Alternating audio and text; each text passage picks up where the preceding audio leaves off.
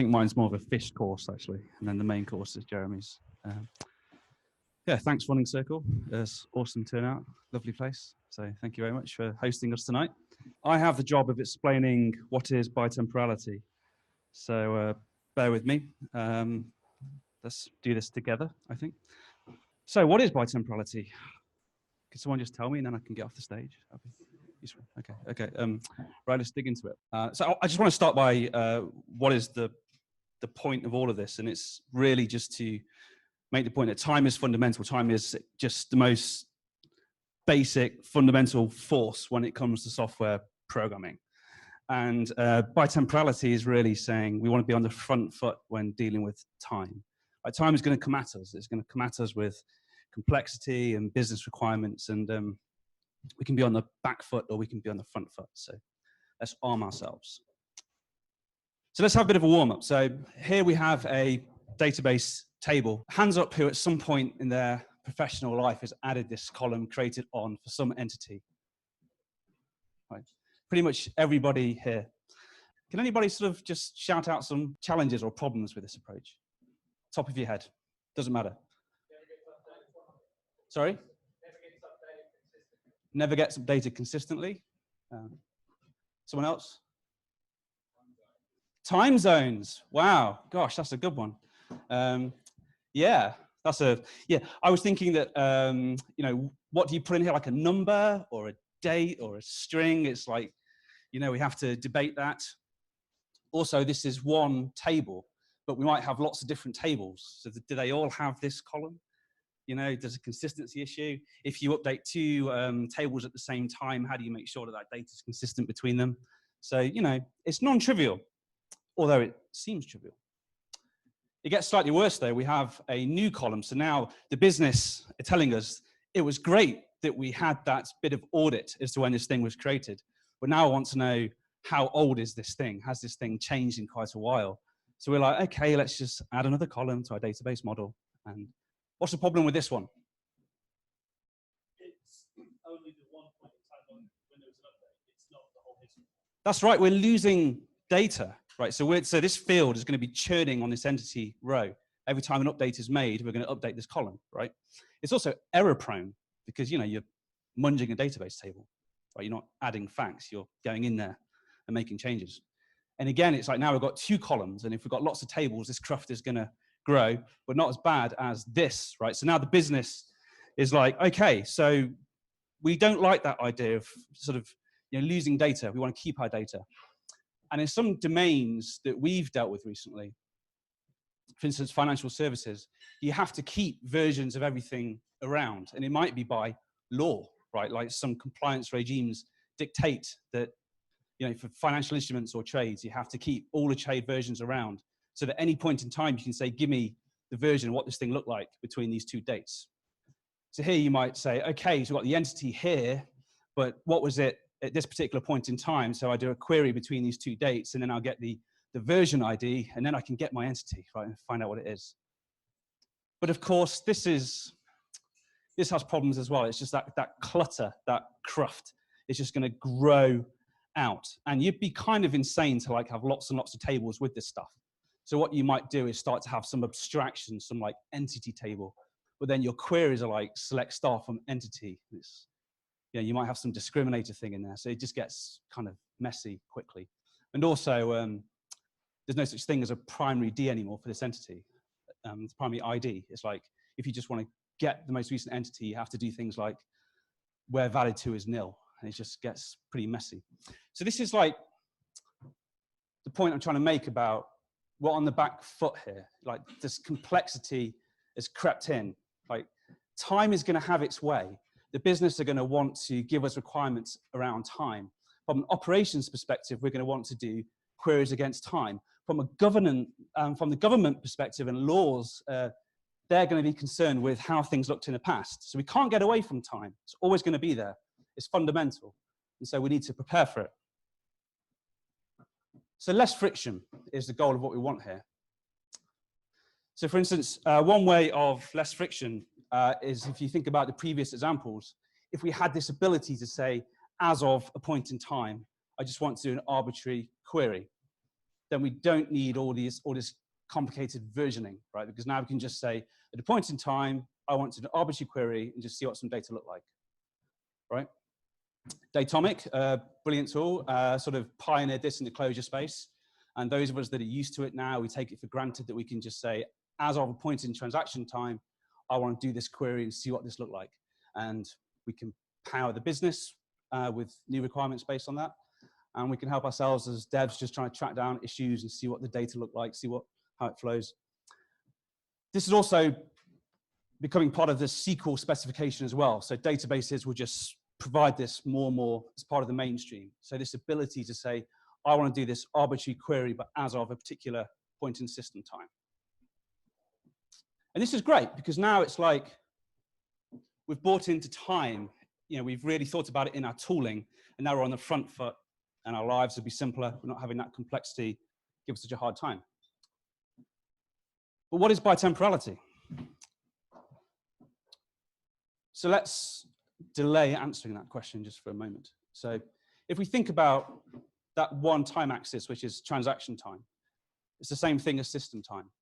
So this is like the default. This is saying, I want to just know what the state of the universe was. I want to do this arbitrary query as of a point of system time. And the system time or transaction time is always increasing. You can't insert into the past. So you've got a consistent way of saying, show me what the world looked like at this point in transaction time. That should never change. The answer should be the same at all points in the future because the past is immutable. The past doesn't change. Okay? Here we go. More of an official definition of this.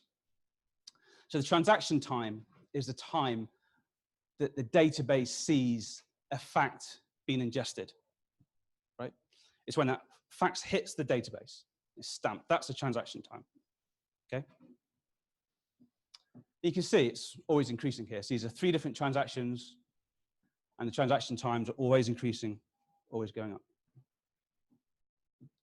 Bitemporality doesn't dispute this. Bitemporality sort of builds on this. Bitemporality adds this notion of valid time. So what is valid time? So valid time is much more free and easy.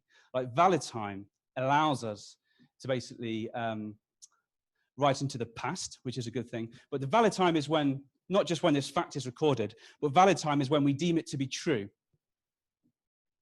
And that's essentially it, right? It's when this fact was apparent in actual reality, not just when this fact hit the actual database. And for that reason, it's fungible because we can learn more about reality and we can enrich the past. But because we're obeying transaction time is always increasing still. So we've got that immutability, right? So from the audit perspective, transaction time, we've got that immutable cake, but with the valid time being a bit more flexible, we can eat that immutable cake. So here's a example. Here's a graph. So as you can see, the transaction time has 1 arrow and it's always increasing, right? So every time you write to the database, transaction time goes up, okay? But valid time is more flexible. So here, there's 2 arrows, and you can see the middle transaction we're writing in valid time past. But then the transaction after that, we're again writing a bit more current, a bit more present. So you might be wondering, like, so what? Like, what's the point of this? It's a bit esoteric. Is this actually useful? So I would just like to spend the rest of this lightning talk just making a very quick case for it, or going through some of the use cases, and then I shall depart. So one of the first use case is enriching the past, right? So for instance, who stole all the Funding Circle pizza? Who was that, sorry? John Stevenson. But a crime has been committed, right here. Someone has literally just gone and stole all of the pizza. I don't know what you guys are doing when that happened, but it's probably just happened. Because the pizza's all gone. That is true, it's sad. But if this is a criminal investigation, right, we are going to want to do, the first thing we're going to want to do is a query to say who came tonight, who was on the attendees list. Right, that should be in a database somewhere, right? So we should be able to do a query against that, find out who was here, and start probing everyone here and saying, did you eat all that pizza? But the problem with that is that, for instance, Håkon didn't actually bother to register for the event, right? So he sort of came in afterwards and someone hand wrote his name down on the attendee list.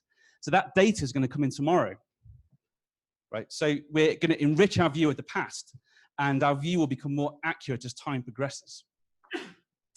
So you can imagine this in a database. It's like in a bitemporal database, we're going to add new transactions that enrich the past, and the transaction time is increasing, but the valid time is we can add into the past.